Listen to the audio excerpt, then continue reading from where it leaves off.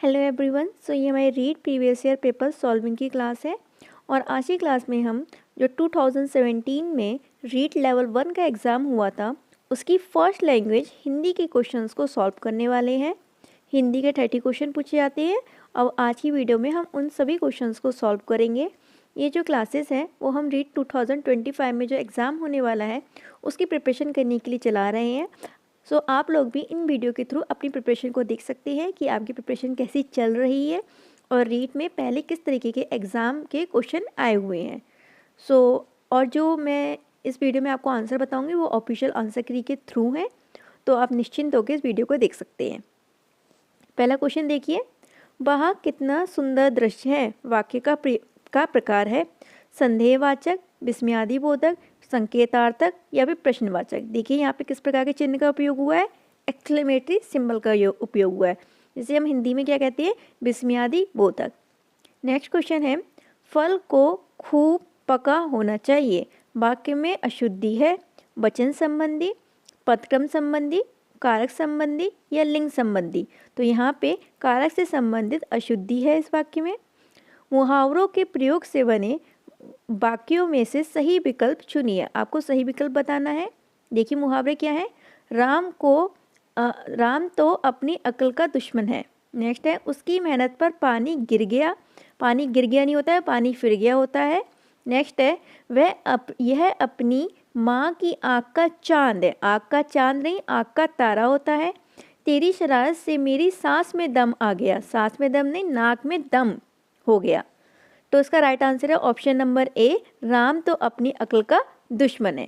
Next question देखिए, संयोजक शब्द से जुड़े हुए एक से अधिक साधारण वाक्य से बनने वाला शब्द या फिर जो वाक्य होता है वो क्या कहलाता है, मिश्र वाक्य, संयुक्त वाक्य, आश्रित वाक्य या फिर प्रधान वाक्य। जब दो या दो से अधिक साधारण वाक्य संयोजक शब्द से जुड़े हुए होते हैं जैसे कि और, तथा, तो उन्हें हम क्या कहते हैं, संयुक्त वाक्य कहते हैं।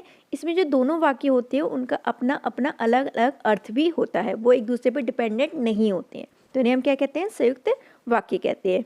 नेक्स्ट क्वेश्चन, अंधे के हाथ में बटेर लगना लोकोक्ति का सही अर्थ है अयोग्य प्रशासन, अल्पज्ञ अपने ज्ञान पर अधिक इतराता है, बुद्धिहीन किंतु संपन्न, बिना परिश्रम के योग्य व्यक्ति को सुफल की प्राप्ति। तो उसका राइट आंसर है ऑप्शन नंबर डी, मतलब कि वो इतना योग्य तो नहीं है जितना उसे चीज़ें मिल चुकी हैं, मतलब कि उसने कोई भी परिश्रम नहीं किया है और फिर भी उसे फल मिल गया। संश्लेषण विधि में सिखाने की प्रक्रिया है। तो संश्लेषण विधि में सबसे पहले हम बालक को वर्ण का ज्ञान कराते हैं, जैसे कि छोटा, बड़ा, छोटी, बड़ी। फिर उसके बाद हम बता दें कि वर्णों की मेल से किस तरीके से शब्द का निर्माण होता है, फिर शब्दों के सार्थक समूह से किस प्रकार से वाक्य का निर्माण होता है, फिर हम उसे ये सिखाते हैं। तो उसका राइट आंसर है ऑप्शन नंबर ए, सबसे पहले वर्ण का ज्ञान, देन शब्द का और उसके बाद क्या होगा, वाक्य का। गद्य शिक्षण में शब्दार्थ स्पष्ट करने की विधि है प्रश्नोत्तर विधि, व्याख्या विधि, उद्बोधन विधि या फिर खंडान्वय विधि। तो गद्य शिक्षण में शब्दार्थ स्पष्ट करने की सबसे अच्छी विधि है उद्बोधन विधि। नेक्स्ट क्वेश्चन है, श्रुत लेख में रेफ संबंधी अभ्यास नहीं है। तो रेफ क्या होता है, जो रा की मात्राएं लगती हैं, ठीक है, अलग अलग तरीके से, जैसे कि इस तरीके से भी लगती है, इस तरीके से भी लगती है और नीचे इस तरीके से भी लगती है। तो ये देखिए इसमें से किस में इस रेफ की मात्रा का उपयोग नहीं हुआ है, जैसे कि पा के नीचे ये लगता है तो ये रेफ होता है। कर्म, उसमें ऊपर देखिए लगी हुई है रेफ की मात्रा। धर्म में भी लगी हुई है। प्रकाश में पा के नीचे लगा हुआ है रेफ, लेकिन कबूतर में कहीं भी रेफ का उपयोग नहीं हुआ है। तो ऑप्शन नंबर बी ही हमारा राइट आंसर है। चलिए हम नेक्स्ट क्वेश्चन को देखते हैं। नेक्स्ट क्वेश्चन है, लिखना सिखाने से पूर्व बालक को चित्रकला सिखाना चाहिए क्योंकि अक्षर भी चित्र ही हैं। इस मत का समर्थन किया महात्मा गांधी, अरविंद घोष, विवेकानंद या फिर विनोबा भावे ने। तो इस मत का समर्थन महात्मा गांधी ने किया था, तो उसका राइट आंसर है ऑप्शन नंबर ए। नेक्स्ट क्वेश्चन है, हर्बट उपागम के पद हैं 3, 5, 8 या फिर 9। तो हर्बट उपागम के जो पद हैं वो कितने हैं, 5 हैं। शिक्षण में इकाई का संप्रत्यय किसकी देन है, ब्लूम, जॉन डीवी, मॉरिशस या फिर हर्बट। तो तो उसका राइट आंसर है ऑप्शन नंबर सी। तो मॉरिशस ने इकाई का संप्रत्यय दिया था, मतलब कि कॉन्सेप्ट दिया था। भाषाई कौशल का लिखित अभिव्यक्ति रूप है सुनना, पढ़ना, उच्चरित या फिर लिखना। तो जो लिखित रूप है वो क्या है, लिखना है, जबकि सुनना, पढ़ना, उच्चरित ये सब कैसे रूप है, मौखिक रूप है। ढा का उच्चारण स्थल है कंठ, तालु, मूर्धा या फिर दंत। देखिए जो डा होता है, डा से ढक्कन जो होता है वो टा वाले वर्ग में आता है। तो टा, ठा, डा, ढा, ड़ा। तो जो टा वाले वर्ग है उसका उच्चारण स्थान क्या है, मूर्धा है। तो उसका राइट आंसर क्या होगा, ऑप्शन नंबर सी, मूर्धा। पाठ्य पुस्तक का अध्ययनात्मक पक्ष है पुस्तक का आकार प्रकार, मुख्य पृष्ठ, जिल्द या फिर प्राक कथन। तो देखिए पुस्तक के आकार प्रकार को तो आप नहीं पढ़ते हैं, आप उस पुस्तक के आकार प्रकार को तो देख के पास नहीं हो सकते, पेपर में कभी भी नहीं हो सकते हैं। ना ही आपके उसके मुख्य पृष्ठ, मतलब कि जो आपका सिलेबस टाइप का उसमें जो लिखा हुआ होता है कि किस चैप्टर में क्या क्या है, उसको भी देख के नहीं आप पढ़ के मतलब पास हो सकते। ना ही उसके जिल्द को, मतलब कि जो बाहर वाला जो फट्टा टाइप का होता है उसको पढ़ के आप पास हो सकते हैं। लेकिन उसके अंदर जो भी कथन लिखी हुई चीज़ें लिखी हुई है उन्हीं को पढ़ के आप पेपर में पास हो सकते हैं। तो क्या अध्ययन करते हैं आप, उसके प्राक कथन का। नेक्स्ट क्वेश्चन है वैचारिक सामग्री है संरचना, मूल विषय वस्तु, शब्दावली या फिर व्याकरणिक।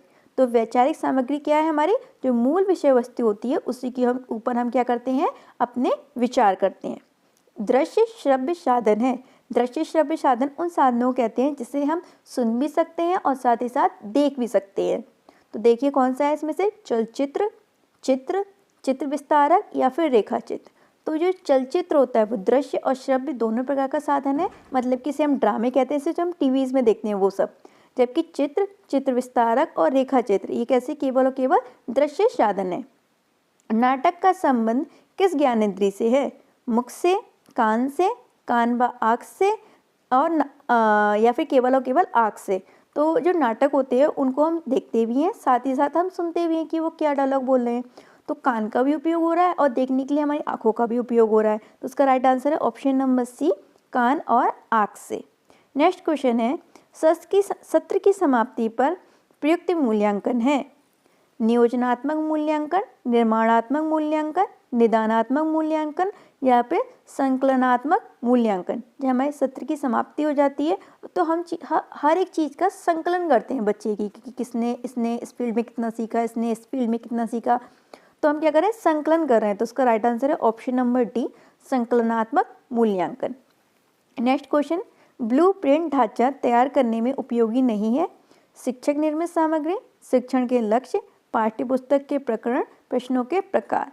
तो उसका राइट आंसर है ऑप्शन नंबर ए, शिक्षण निर्मित सामग्री ब्लूप्रिंट तैयार करने के लिए उपयोगी नहीं होती है। उपचारात्मक शिक्षण है। तो देखिए उपचारात्मक शिक्षण क्या होता है कि बच्चों को कोई परेशानी है, ठीक है, पहले तो हम उस परेशानी को जानने का प्रयास करते हैं निदानात्मक परीक्षण द्वारा। फिर उसके बाद जो हमें परेशानी पता लगती है बच्चे की कि इस फील्ड में इसे परेशानी है, इस तरीके से इसे परेशानी है, तो उस परेशानी को दूर करने के लिए हम उसे एक शिक्षण देते हैं, उस शिक्षण को ही हम उपचारात्मक शिक्षण कहते हैं। अब देखिए इसका राइट आंसर क्या होगा, सीखने संबंधी कठिनाइयों का ज्ञान प्राप्त करना, तो ये तो निदानात्मक परीक्षण के द्वारा होता है। अध्यापन संबंधी कठिनाइयों को दूर करते हुए शिक्षण किया जाना चाहिए। तो इसका right answer option number B है, जो भी उसे कठिनाइयाँ आ रही हैं उनको दूर करने के लिए जो उपचार दिए जाते हैं उसे ही हम क्या कहते हैं, उपचारात्मक शिक्षण कहते हैं। हमारे क्वेश्चन नंबर 51 से लेके 55 तक इस गद्यांश पे आधारित है। तो पहले इस गद्यांश को हमें रीड करना होगा, चलिए इसे रीड कर लेते हैं। आज हमारे सामने अहम सवाल यह है कि धर्म बड़ा या राष्ट्र। उत्तर में जब निर्विवाद तय होना चाहिए कि राष्ट्र बड़ा है, लेकिन साथ ही आसपास यह भी देखना है कि राष्ट्र की मौलिक अवधारणाएं क्या है। क्या मिट्टी, पानी, नदी, पहाड़, राजा, प्रजा से ही राष्ट्र की मूर्ति बनती है? नहीं, राष्ट्र की संपूर्ण छवि और पूरा व्यक्तित्व हजारों वर्षों की मानवीय चेतना, जीवन के शाश्वत मूल्यों और अपनी धरती आकाश के अखंड विश्वास से बनता है। आदमी की वैज्ञानिक और मौलिक बुलंदियों के साथ उसके सफ़र में और कुछ भी मूल्यांकन सरीखा साथ रहा है, उसको कतरा कतरा लेकर भी एक बनने की होशियारी सिखाता रहा है, लम्हा लम्हा के बीच समय में ओरसों को बटोरता रहा है। अब देखिए इसी क्वेश्चन को देखते हैं। वह शब्द बताइए जिसमें दो उपसर्गों का प्रयोग हुआ है। ऑप्शन देखिए, निर्माण, निर्विरोध, निरीक्षण और निरंकुश। तो उसका ऑप्शन नंबर बी, नी प्लस बी प्लस ब्रोथ। तो इसमें दो उपसर्ग का उपयोग हुआ है, नी और बी। तो क्या होगा, इसका ऑप्शन नंबर बी एकदम सही होगा। इनमें से जातिवाचक संज्ञा से भाववाचक संज्ञा का सही उदाहरण है दानव से दानवता, सर्व से सर्वस्व, चतुर से चतुराई, गाना से गान। तो उसका राइट आंसर है ऑप्शन नंबर ए, दानव से दानवता। अब ऑप्शन नंबर सी में कंफ्यूज मत हो जाइएगा, क्योंकि जो चतुर है वो विशेषण है, ना कि संज्ञा है। नेक्स्ट क्वेश्चन, मौलिक शब्द के लिए वाक्यांशों के लिए प्रयुक्त होता है। मौलिक शब्द किस वाक्यांशों के लिए प्रयुक्त होता है? तो मौलिक का अर्थ होता है कि अपनी कोई मूल कृति जिसमें किसी की भी नकल नहीं की जाती, केवल अपने विचारों, अपनी रचनाओं को प्रस्तुत किया जाता है। इसके ऑप्शन देखते हैं।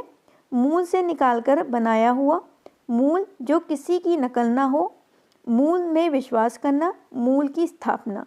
तो उसका राइट आंसर होगा ऑप्शन नंबर बी, मूल जो कि किसी और की नकल नहीं होता है, वही क्या कहलाता है, मौलिक कहलाता है। नेक्स्ट क्वेश्चन है, इनमें से आकाश का सही पर्याय है सर, बासव, व्योम या फिर उत्पल। तो आकाश का पर्यायवाची क्या होता है, व्योम भी होता है। तो ऑप्शन नंबर सी एकदम सही है इसका। आस पास शब्द में कौन सा समास है? देखिए यहाँ पे हाइफन लगा हुआ है, तो ये कौन सा समास होगा, द्वंद्व समास होगा, और उसका समास विग्रह क्या होगा, आस या पास। उसका ऑप्शन नंबर ए एकदम राइट है। द्विगु समास में संख्या का बोध होता है, कर्मधारय समास में एक विशेष से होता है तो एक विशेषण होता है, और तत्पुरुष समास में कारक चिन्हों का उपयोग होता है। नेक्स्ट क्वेश्चन है, और 56 से लेके 60 तक क्वेश्चन है, वो फिर से पैराग्राफ पे आधारित है, तो हमें पैराग्राफ को पढ़ना होगा। शिक्षा बहुत व्यापक शब्द है, इसमें सीखने योग्य अनेक विषयों का समावेश हो सकता है, पढ़ना लिखना भी उसी के अंतर्गत है। इस देश की वर्तमान शिक्षा प्रणाली अच्छी नहीं, इस कारण यदि कोई स्त्रियों को पढ़ाना अनर्थकारी समझे तो उसे यह प्रणाली का संशोधन करना चाहिए। खुद पढ़ने लिखने को दोष ना देना चाहिए। लड़कों को ही शिक्षा प्रणाली कौन सी बड़ी अच्छी है, जो लड़कों ही की जो शिक्षा प्रणाली है वो कौन सी अच्छी है।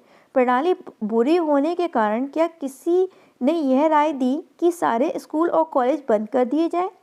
आप खुशी से लड़कों और स्त्रियों की शिक्षा की प्रणाली को संशोधन कीजिए। उन्हें क्या पढ़ाना चाहिए, कितना पढ़ाना चाहिए, किस तरह की शिक्षा देनी चाहिए, कहाँ से देनी चाहिए, घरों में या स्कूलों में, इन सब बातों पर बहस कीजिए। जी मैं आवे सो कीजिए, पर परमेश्वर के लिए यह ना कहिए कि स्वयं पढ़ने लिखने में कोई दोष है।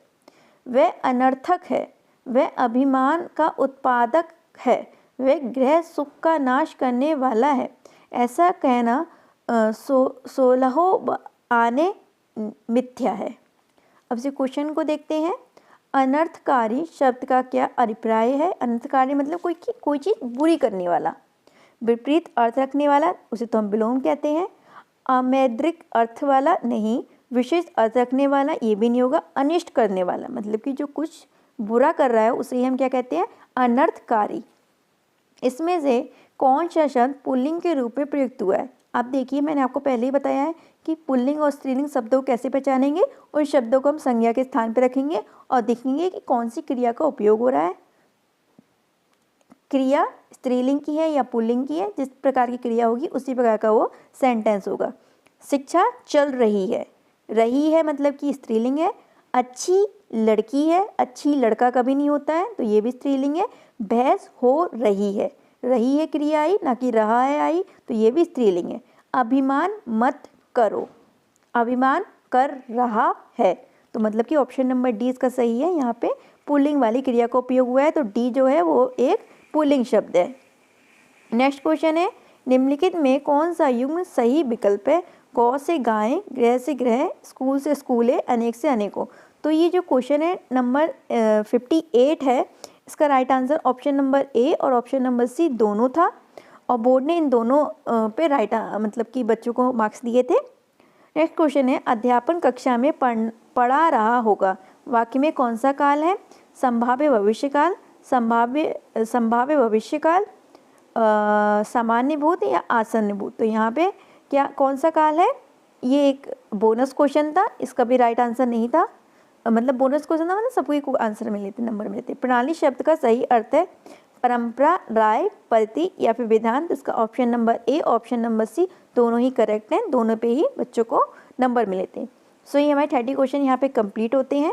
आई होप आपको ये वीडियो अच्छे से समझ में आई होगी और ये सारे क्वेश्चन भी आपको अच्छे से समझ में आए होंगे और आपके 30 आउट ऑफ कितने क्वेश्चन एकदम करेक्ट हुए वो भी मुझे ज़रूर बताइएगा।